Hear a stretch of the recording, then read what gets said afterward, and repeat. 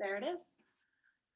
Good evening, everyone. Welcome. Thank you so much for joining us here tonight.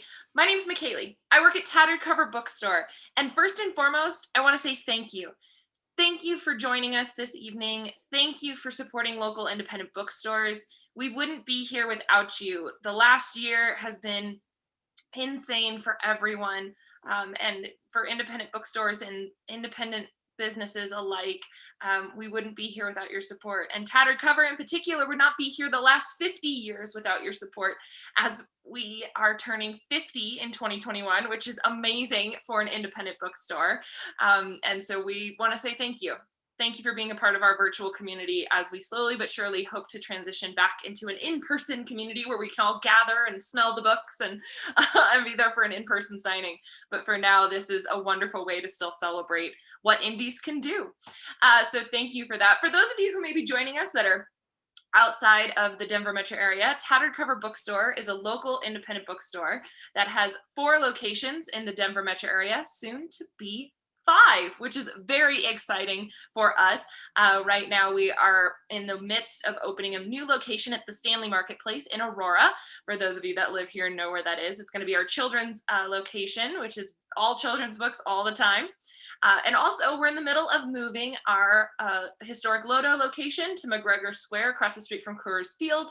And that's going to open sometime in late May, early June. So keep an eye out on social media and on our website for that. But you can still visit our other 3 locations, come into the store and shop for about 90 minutes or so, as long as you're wearing your mask over your mouth and your nose. You can come and join us in the bookstore. But if you're like me and want to be shopping in your pajamas or, avoiding the rainstorm we're in the middle of right now, that's okay. You can order books and any other bookish needs at tatteredcover.com.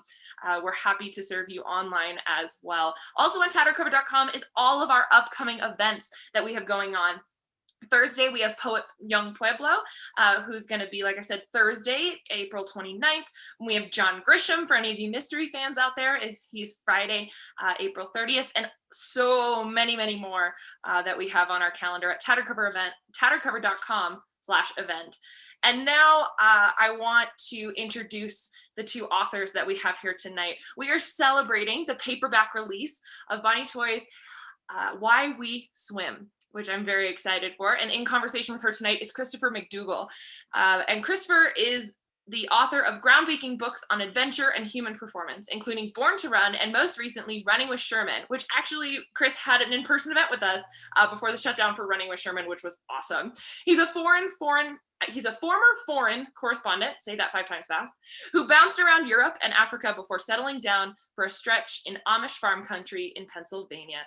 And Bonnie Tsui is a longtime contributor to the New York Times and an author of American Chinatown, a San Francisco Chronicle bestseller that won the 2010 Asian Pacific American Award for Literature. Her new book, Why We Swim, was published in April 2020. It was a New York Times Book Review Editor's Choice, a Time Magazine Must-Read Book of 2020, an NPR Best Book of 2020, and a Los Angeles Times and Boston Globe bestseller. Her first children's book, Sarah and the Big Wave, about the first woman to surf Mavericks, will be published in May 2021. She lives, swims, and surfs in the Bay Area, and you can visit her at bonnietsui.com. And it's my honor to welcome Bonnie and Christopher tonight to talk about Why We Swim, and we're going to have them join me with their cameras and their videos here. Perfect. They're coming on. There's Bonnie. Hello. Welcome. Hello. Thank you for having us. And Chris is coming on here. There he is. Every Zoom was a personal triumph for me. Well, you're doing great. It's awesome. Thank you. And thank you both for joining us. We're so grateful. And congratulations on the paperback release of Why We Swim. That's awesome, Bonnie.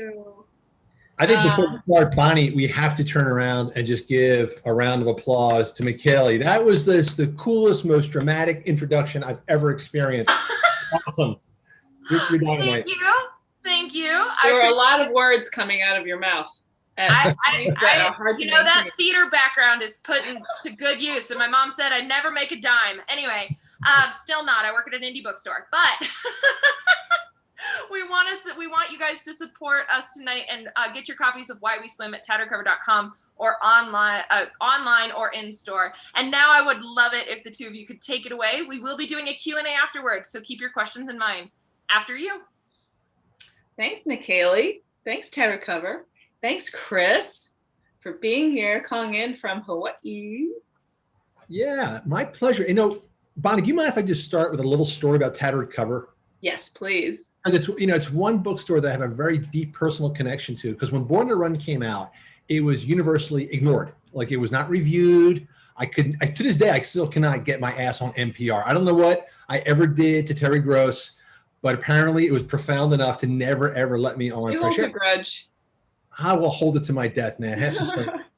I think she does too. But anyway, one of the few bookstore events I had, one of the very few bookstores that invited me in was Tattered Cover to give an event for this unknown, undiscovered, unreviewed book. And I was super nervous. And I gave one of my first bookstore event talks. And a good buddy of mine from Philly was working at 5280 magazine at the time. And he was in the audience at Tattered Cover. And afterwards he came up to me and he's like, dude, that was so fucking boring. Oh my God.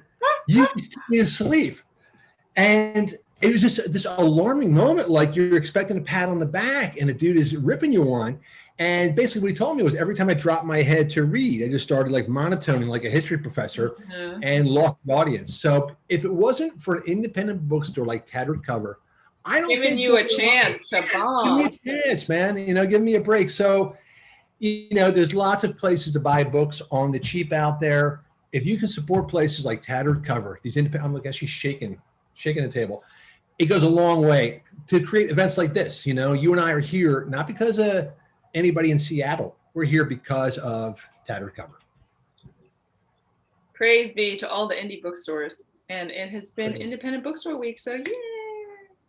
I have one more thing I want to do, and then I'll stop talking, is Bonnie, I would just like to, if you would mind bowing your head, I would like to crown you with the ceremonial Aloha Lei as both a new paperback author and secondly, the coolest writer, I believe, in North America, if not all the Americas. I'm looking at your profile, a Harvard kid who surfs and hangs out with big wave surfers and travels. Why are making my ribs hurt? Oh, I have two broken ribs.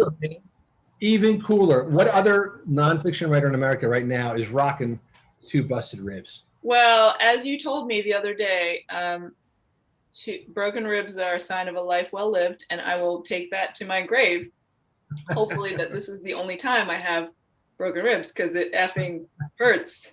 And getting out of bed is excruciating. And I'm sure that many people out there who are, if you're watching this, you probably participate in some sports, and maybe you too have experience with broken ribs, but I feel your pain literally in my body right now. How did this happen, Bonnie? Surfing. Ribs meet rail is how I like to present it. But swimming is a wonderful low impact way to return to activity once I can stretch my arm out again. Ooh, yeah. Well, I feel like I'm jumping ahead where I want to get to, but seconds before this began, I actually took a photo of a page from your book and texted it to my wife because it's something I'd forgotten about. I knew you'd written here about anti-aging and swimming, but only recently did she begin to battle high blood pressure, which is an inherent situation. And so I was kind of flipping through for my notes. Now, by the way, my friend, I got notes galore. But I took a picture of that. Like, your book is so rich with information that you actually specified high blood pressure as something that swimming can combat. But let's start with the fun stuff first, okay? Do you watch Naked and Afraid? I don't, but I do know about it. Okay, rectify that sin. Watch Naked and Afraid. And for the rest of us cool people out here who watch it, what we see all the time is that they put people in the middle of the African savannah, and the people who flame out are the ones who are like, I'm going to kill a warthog. And the ones that thrive are the ones, I'm just going to find a little bit of water and just pluck out tadpoles every day. And I think that's a great place to begin because, and this is every episode, the people around the water get some shellfish, a couple little crabs, and they're good for 21 days. So I think it'd be cool to talk about swimming and evolution, how we all began. Well, I mean, absolutely. Like with this book, I you know, it's hard to find, you know, lasting evidence of a wake, right? I was just thinking about like you're swimming, we leave a trail in water, it's gone, you know, and so it's hard to follow that. But so you have to kind of get inventive. And so I was just thinking about where are the oldest traces of human civilization by water, you know, and it turns out that some of these,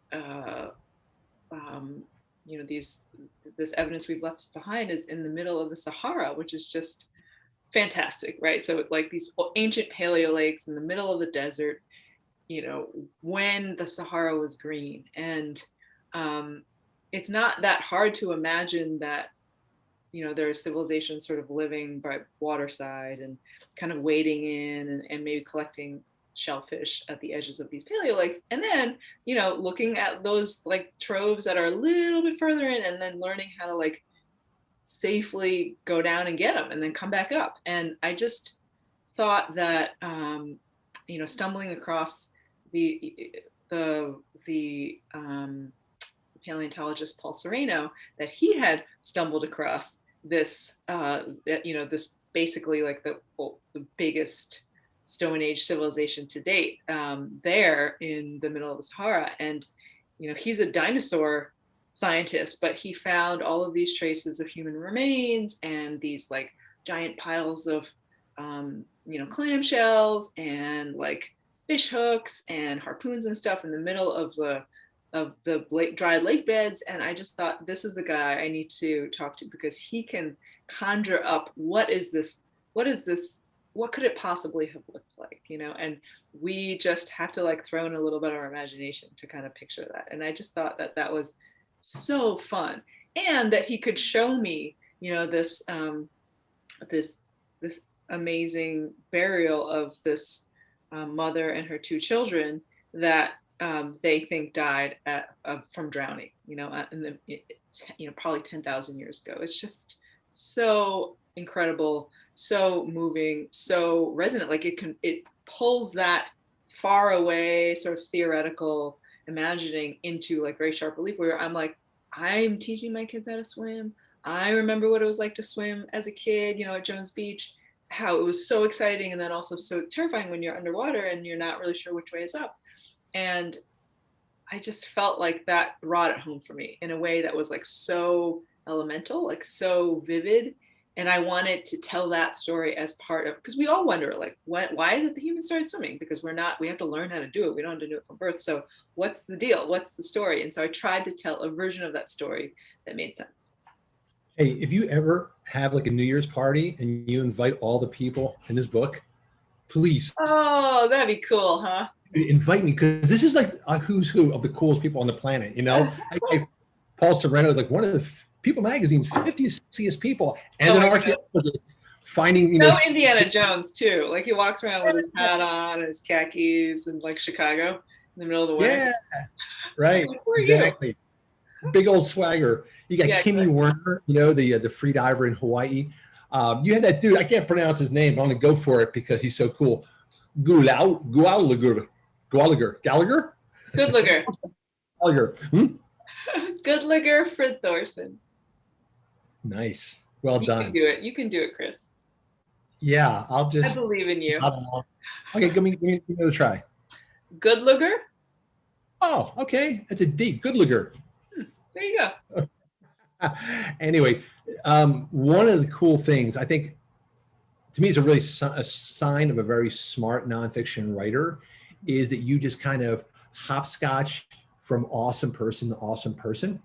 You know, it's really clever because each person could carry an entire book on their own. You have Dana Torres, you got Kimmy Werner, the free diver, you have Goodliger from Iceland. These are amazing stories.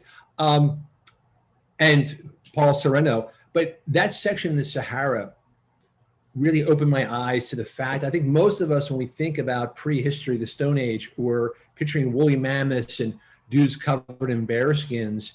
And the scene you're portraying to me is much more believable, where it is civilizations developing around a body of water and going for those soft kills, getting the Right. crustaceans and shellfish. And Right. then, then we realize that the planet is 70s, it's almost all water. We're barely above the surface of the water anywhere. And you point out that basically half of all humans live like an hour from a coast. Right. And then, of course, the fact that life actually begins underwater, so suddenly you make this very compelling case for the fact that we depend on this swimming as our own creation.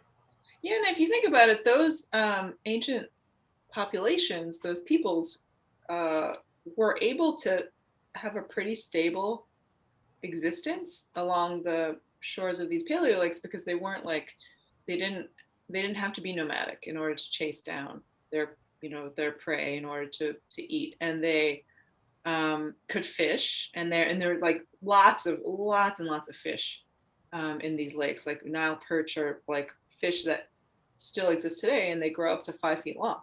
They're huge, and so protein sources that are stable, so that they could stay as these lakes, these paleo lake systems were like pretty stable for this period of time when you know during this so the Earth's wobble on its axis is what causes these seasonal rains to move up north and south in Africa. And so like that the Sahara could be green then, and then then that changes, and then they move, the climate shifts, and then that moves a different direction. So for thousands of years that could happen.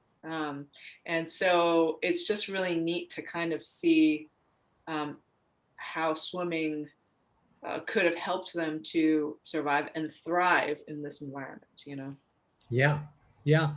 And, I love the fact that you're drawing this timeline throughout from prehistory up to the current moment, Yeah. not just recreationally, but something so stirring. So, getting back to Goodlager, can you just give us a synopsis of that story? Because I've been humming Husavik from Oh Eurovision yes.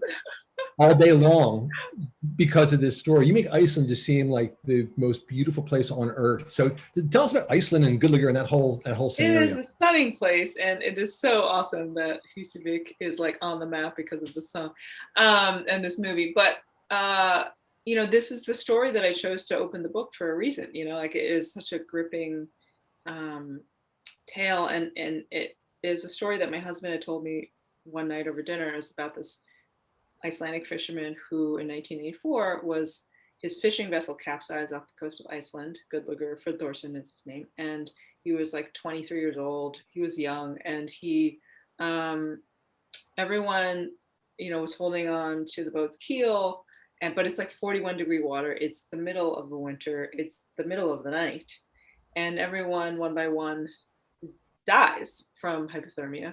And he and the captain are left, and they start swimming, and so they can see the light from the lighthouse on their home island, and so they start to swim, and pretty soon he's the only one left, and he ends up swimming 6 hours in 6 kilometers in this freezing water to safety. And when he gets out of the water, he when they finally get him to a hospital, he has no signs of hypothermia. He is only a little bit dehydrated. And they later find out through studies, partnering the Icelandic doctors with British doctors, doing some experiments with him, that he has, not only is he a great swimmer, as many Icelandic sailors were. If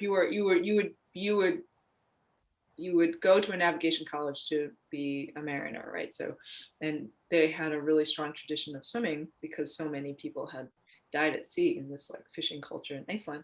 And he, not only that, of course, he had his body fat was like 2 to 3 times normal human thickness, and he was basically like a seal. So his core temperature was able to be stable for this 6 hours that he spent in the water trying to swim to shore. And he was the first documented person ever to have this biological quirk. And it was just wild, like just how he was able to he became very famous because we love survival stories. We love to know. I mean, he could have stopped swimming. That is a long time, and it's freezing. And even if your body, temperature stays stable, you could give up. I mean, there's many, you could imagine many scenarios in which this would happen. So it's like the culmination of all of this, like human fortitude, physical feat, resilience, like this Icelandic, really very Icelandic story, because in Icelandic mythology there are the Selkies, there are the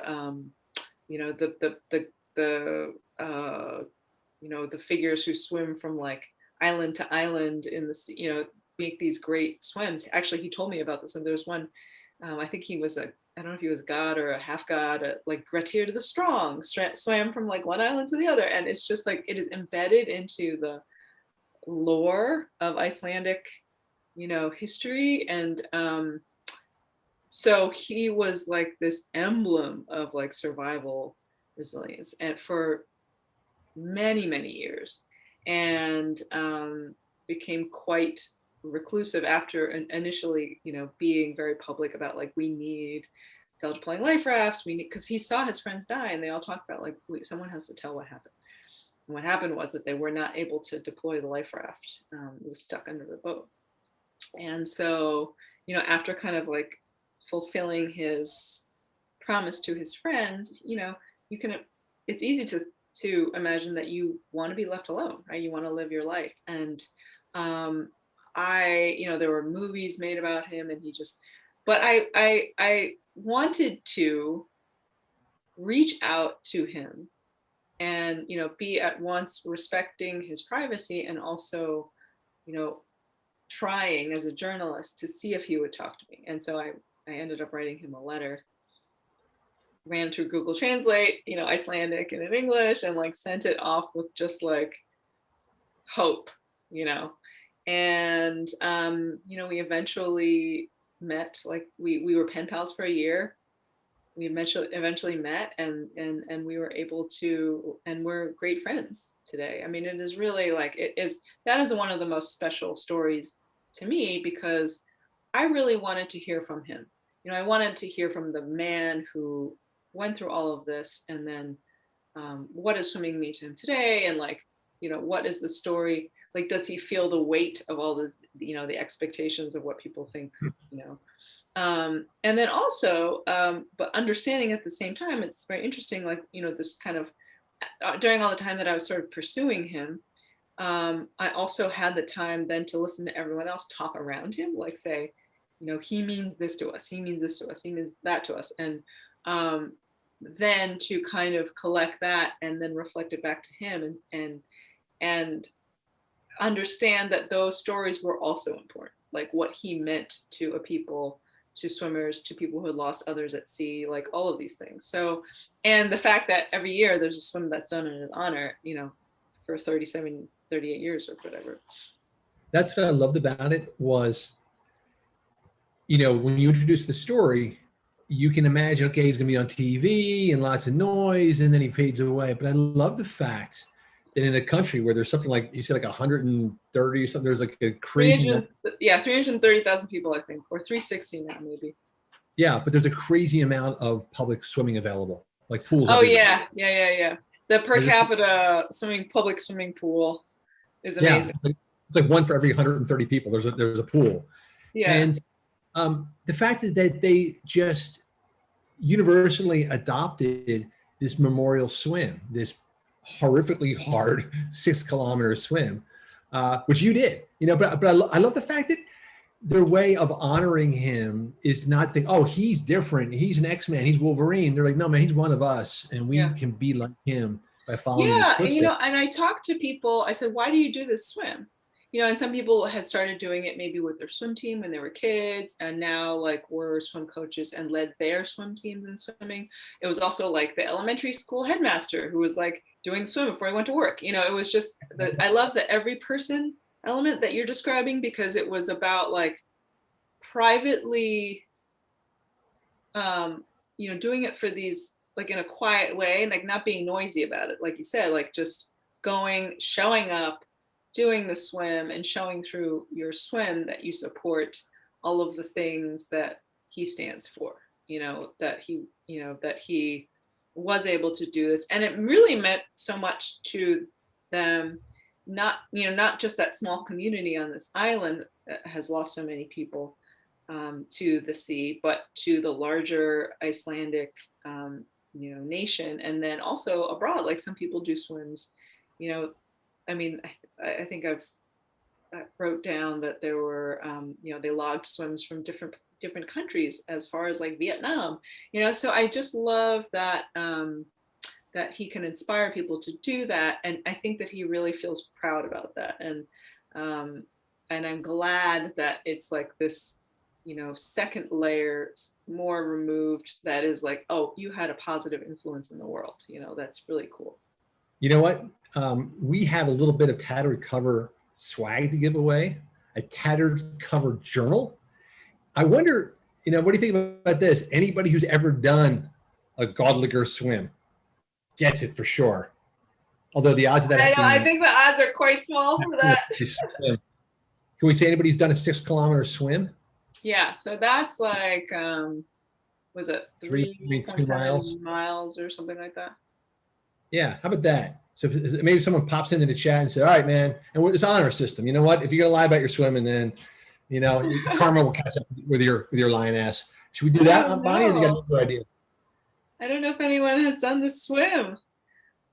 All right. Well, let's leave it hanging, and then if no one claims it, then we'll circle back and come up with some other ridiculous requirement. Good. Okay. Anybody who's done either the Godliger official swim or just even a 6-kilometer swim, you've done that, you've got yourself a Tattered cover journal, which I don't have. My favorite topic, samurai swimming. You know what? I brought something in honor of that.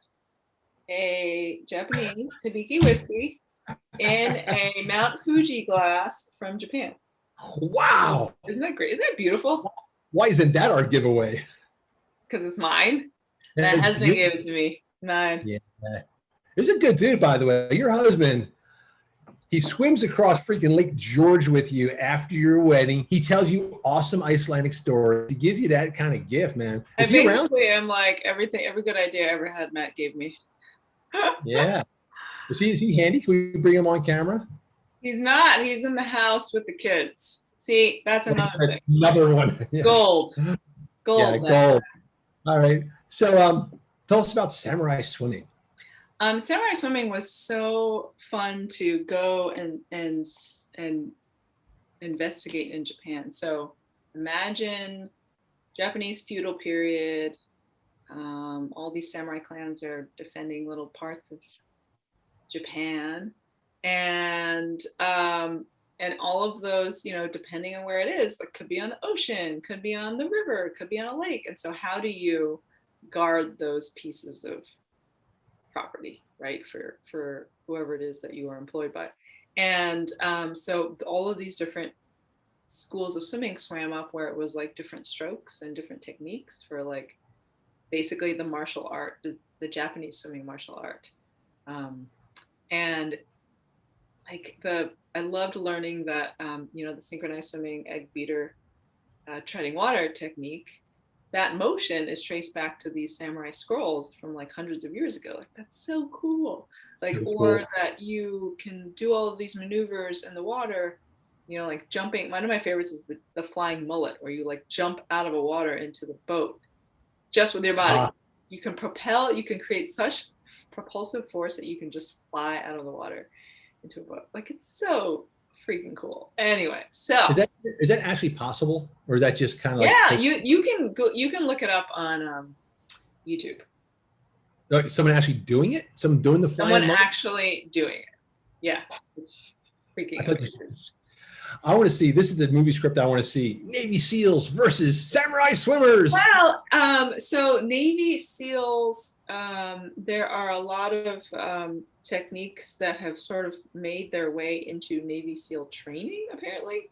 Yeah. I have only sort of heard this anecdotally, and I've kind of like looked online to kind of see what some of the things that they've been doing that are sort of mirroring, but it's all that very like quiet water placid water, being able to,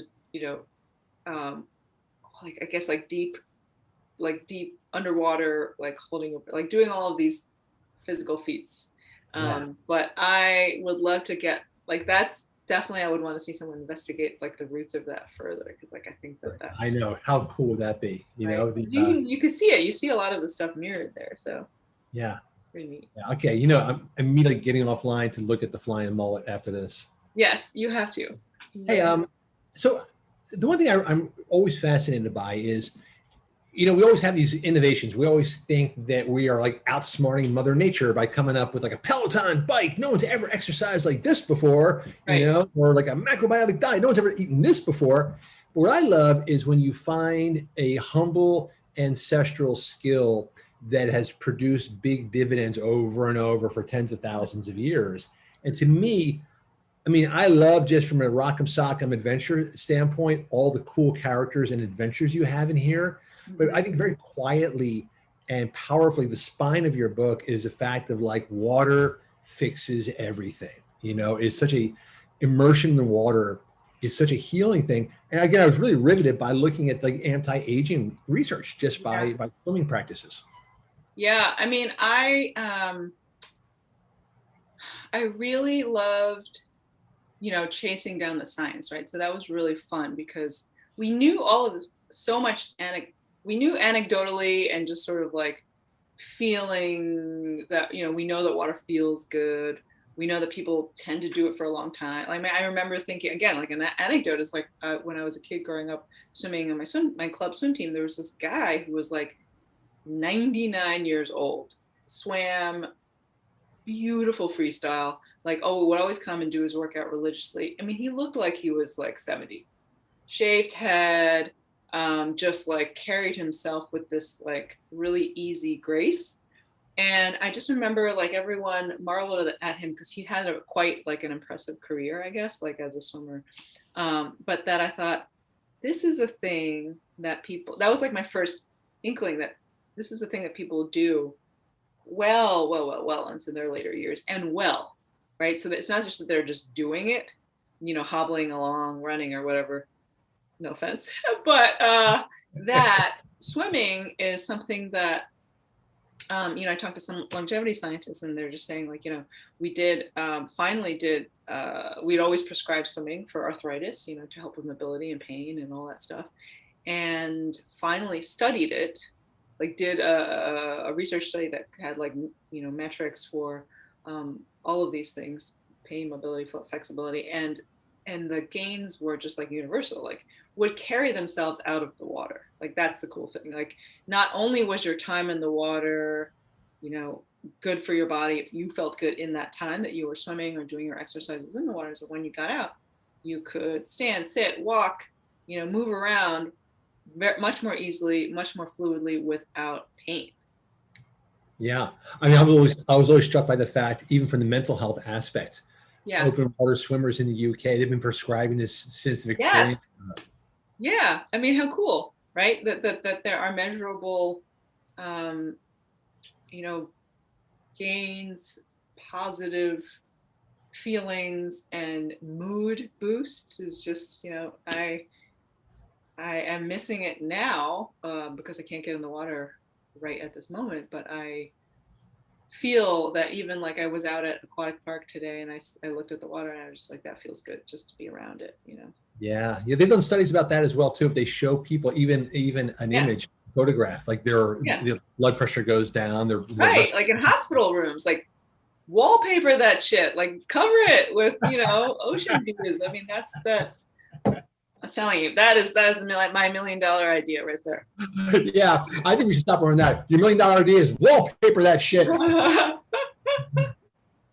Yes, thank you. I don't know a better place to end that conversation on. Put that on a bumper sticker, you know? That's awesome. Well, thank you two for that amazing conversation. We're going to turn it over to some audience questions, which so far nobody has claimed the TC Journal for being able to swim the 6 kilometers yet. However, we'll see, and maybe in these questions there might be some trivia opportunities for that as well. Right. But one of the things that somebody wanted to know to start off with was, why a book? This is such an active activity, and like, why not a screenplay? Why not why not poetry, film, documentary, something? What drew you to the art of a book? I have two answers to that. One is stay tuned. And two is because no one wrote about swimming the way that Chris McDougall wrote about running. Don't make this about me. This is about you. There were I just was like, there's so many books about running out there. There were so many. And I loved Chris's book, Born to Run, because it was this like, not just a story about running and our human relationship with running, but it was also about a race. It was also a character that was this narrative, wonderfully narrative driven piece of nonfiction. Great stories. And I wanted swimming to have a book like that, where there were great stories. There was the science, and there was the history, and there was also like the personal framing. In this book, in Why We Swim, there's not the grand drama of a single race throughout the whole thing. But I did take, and I've told Chris this, like I took quite a lot of inspiration and heart from the soul of his book. And I wanted to translate that for swimmers. And also have it be for people who don't call themselves swimmers, to be honest, and that was really important to me because I'm not a serious runner, and I haven't really run for exercise in quite a long time. But I read that book, and like a lot of people were like, I could do this.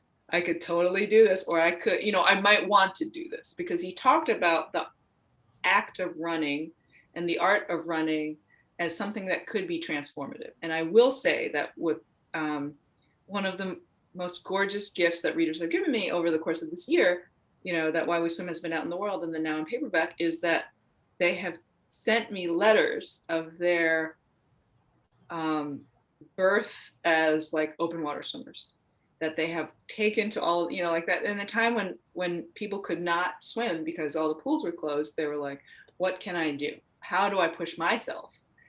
And remember what I felt like as a kid at, in the ocean or the lake or at summer camp. And I mean, I tell you, like, it like kind of makes me kind of verklempt, because I think about what that gives me as the person who wrote this book, that I could have done something like that for even one person is just beautiful. That's why I wrote a book. God damn it.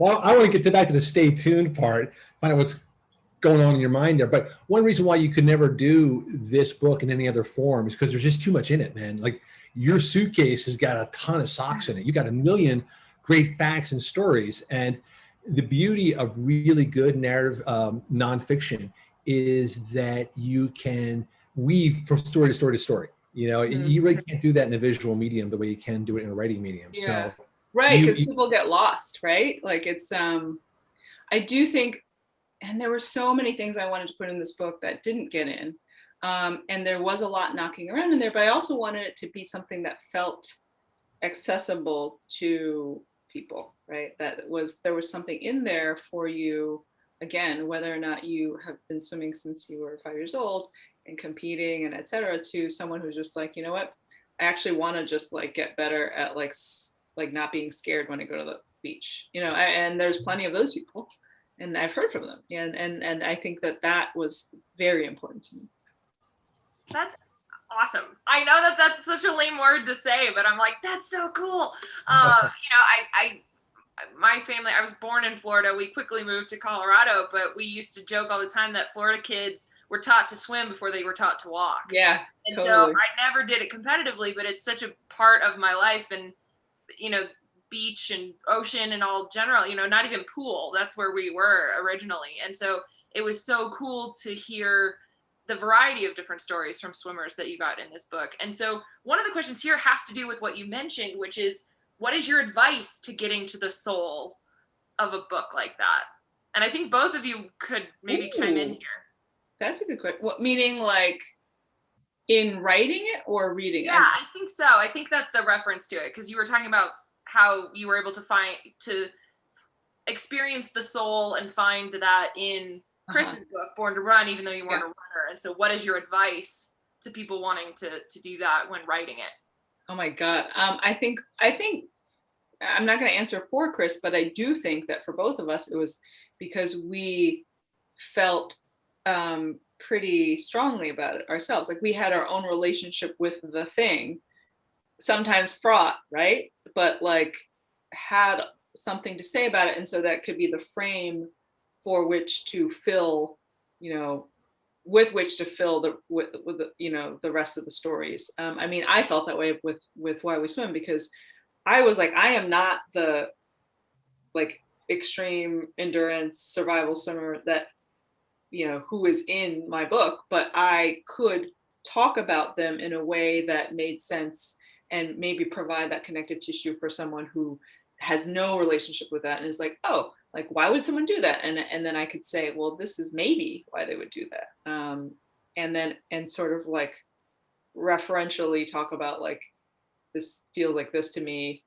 And, and just some kind of like I am the guide or something like that. Chris, did you feel that way with Born to Run? I have a question though. Bonnie, was there something about swimming that you learned from your research? Like, oh, now I get it. Was there something like that? Yes, I did not understand how much I relied on it for mental health. That's the soul of the book, I think. It's when there's a thing you think you know about. And for me with Born to Run, because, I was actually a writer for Runner's World at the time this thing started, but I wasn't really a runner myself. And I didn't realize this until I started researching Born to Run, that there's this kind of shared implicit understanding that running sucks. Like if you read an issue of Runner's World magazine, the unstated premise is, this kind of blows, people, but we'll get through it together, Right. At least that's the foundation you stand on. Right. Like we all hate this, but here's the minimum number of miles you have to run in order to do a marathon. And then I'm in Born to Run, and these jabronis love it. They're having fun. And to me, the soul of Born to Run is like, oh, maybe there's a way for running to not suck. And then for Bonnie, it sounds like for swim, it's like, oh my God, like mental health, like my calibration is tied to the water. Yeah, and I would say, I think that was something that I learned while I was writing it, and then kind of really took up a lot of the foreground in the last year, obviously, because people so needed something to relieve the stress and the weight and the trauma of this year. So now we're kind of like coming out of it, and but still there's a long tail, right? So I do think that people have discovered the water in ways that are lasting, and that's lovely. That's great to hear. So, and I think that's one of the very interesting things about your book, is that so many people had such a hard time coming out with books in 2020, but there was something about Why We Swim that really hit home for us that we're dealing with the pandemic at the time too. And I apologize, I might have cut you off, but I just I was going to say that is absolutely, it was a surprise to me. I mean, I can rewind back to March, April of 2020 and watching like my physical book tour evaporate, and then thinking, what are we doing? Like, what is this uncertainty? And I had no idea like that, and of course the irony of people not being able to get in the water. And I'm like, here's the book I read about swimming. Yeah. What do you think about that? That was really weird. I mean, it was very strange, but again, like we find a way, right? So I think that was really, I feel very grateful that there was that audience. And strange silver lining is that people who then couldn't swim, and I didn't, and I identify with that, because when I was writing this book, I pushed myself to examine why I swam in a way that I did not think about previously. So like when I was writing the flow section of the book, I would go to the pool or I would go out into the ocean. I would be like, what am I thinking about when I'm swimming? And then like crickets or like seagulls or whatever, you know, like, and wait to receive. And I think that, you know, people who couldn't swim then wondered why they felt wrong, you know, and then were wanting to think about swimming. So I don't know. It's. You know, one thing I forgot we haven't really addressed yet too is there's a lot of water around us, and I was inspired both by Bonnie and Why We Swim, and also my friend Zeke that I wrote about in Running with Sherman. So Zeke was struggling with really severe clinical depression, and he was familiar with Wim Hof and cold water immersion. And so Zeke, being like a sort of scientist by nature, and you know, just kind of an unstoppable dude, he decided he's going to get in cold water every day as just one more preventative measure for depression. And so I knew Zeke's story and was watching him sit in a creek across the street from my house every day. And then I'm reading Bonnie's book, and between those two influences, I decided, all right, every day of the year in Pennsylvania, I'm going in the water, no matter what. I mean, I'm just going to get in the creek and go. So that lasted until about November. And then I was like, I loved your videos so much where you're just like tromping around in the creek and like Sherman's like, what are you even doing, Dad? You know, yeah. like, I just love that. And but the idea is, so I was sinking up to my chin in like this freezing water. There are two things about it. Number one is every time you get out, you think, that's never a bad idea. It seems like a horrible idea when you do it, but when you gotta go, you know what? That's never a bad thing. It's always good. But your statement about waiting to receive, because when you're in the water, you've got to just, sorry, annoying ringtone. You've got to just relax. If you don't relax, it's not going to work. And that relaxation state of like waiting for the water to buoy you up, waiting for your temperature to change, things start to flow in. Bonnie, can you talk a little bit about coyote ringtone? Open water swimming, the availability of bodies of water that people don't realize. Oh yeah. One of my favorite stories is, well, I mean, just people are like, I'm looking at this lake. I look at this lake every day. Never got in it. Today I got it. I just love that, you know, reading can spur you on to, it's like a dare or something. I mean, I didn't mean it as a dare, but that's fun. Yeah. You know, someone, this Irish journalist who I spoke with, who lived in Dublin for 23 years, never went into the water. He said he read the first chapter, put the book down, went to the sea and got in. And I said, mic drop, that's it. You know, and that's lovely. That's nice it's nice to know that something that I made could encourage people to do something that would make them feel good, right? So that's all what a writer can really hope for. Absolutely. Hey, Bonnie, should that be our giveaway for today? It's like, guess what? Pissing down rain in Colorado right now. Should we make it whoever vows to jump into an open body of water? Yes. Today. Yeah. Yes. I mean, maybe not today. Thunderstorms. Let that be our dare. Don't die. Don't get struck by lightning, but jump in the water. Yeah. Make a vow. There's gotta be somebody. I'll send you that lovely journal. I want that journal. I'll send you one, Bonnie. I'll send you one, Chris. There's got to be somebody in Boulder who's already in the water right now, anyway. Right? Has to be. Okay. Claim well, I do want to end on this question here. We love ending on this question here at Tattered Cover because it always brings up great answers, and it applies to both of you. For Bonnie, you as the writer of this book, and Chris, for you as a reader. So answer it as you will, interpret it as you will. But what did this book, Why We Swim, teach you? And Chris, I'd love it if you could start, and then we'll end with our author of the hour here. There's this kind of epiphany, this like light bulb moment where I realized swimming is the only activity where you enter another medium.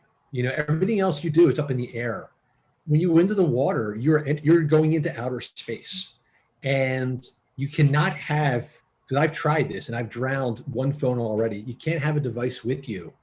So what it taught me is if you really are authentic about going away and getting inside your own head and feeling every cell of your body respond to something different, it's swimming. And as much as I like to, have the run free going on, I live by the Bible, born to run, but I've started swimming a ton because of Bonnie. I even do a thing now I call the Aquaman, where I run a thing and then I swim a bit and then jump out the other side and run some more. So to me, get inside your head and get out of this atmosphere. It's all about swimming.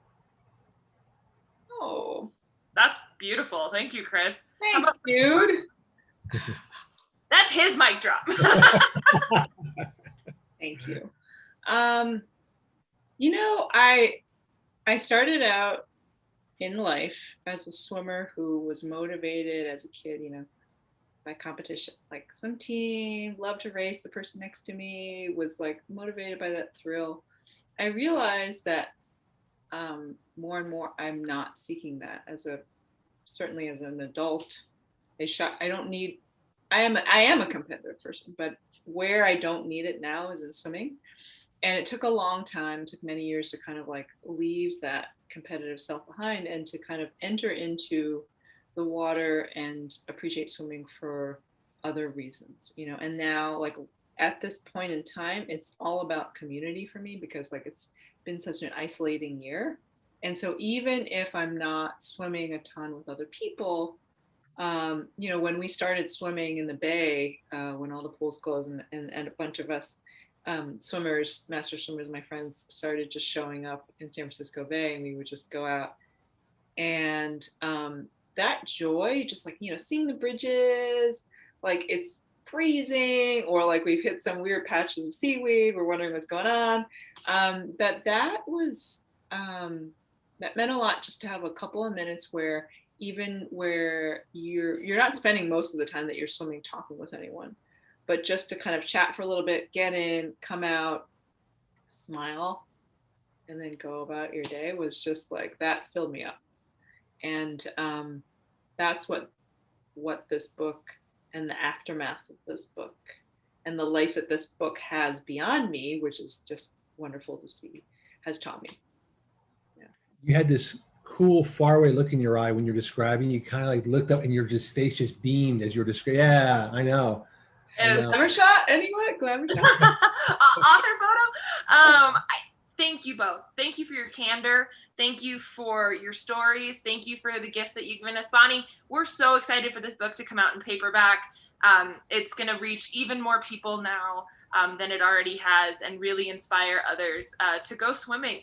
And so I want to say that Anna is the winner of our journal. She mentioned that she jumped in. Yes, Anna. Morning, and she's promising to do it again tomorrow. Way to step up, girl. Yep, she did it. So just email calendar@tatteredcover.com, Anna, and we will hook you up with your journal.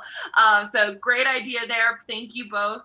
I want to give you a chance to remind people who you are, where they can find you online, and anything else you want to say before we close out tonight. And Chris, I'd love it if, again, you could start, and we'll end with Bonnie, who is the author of Why We Swim, which is what we're celebrating here tonight. Chris McDougall, Born to Run, Running with Sherman, Natural Born Heroes. You can only buy my books at Tattered Cover. That's the only place authorized to sell anything by me. But that was it. Got those books out there, and I'm super grateful to you guys again. Bonnie Tsui, Why We Swim.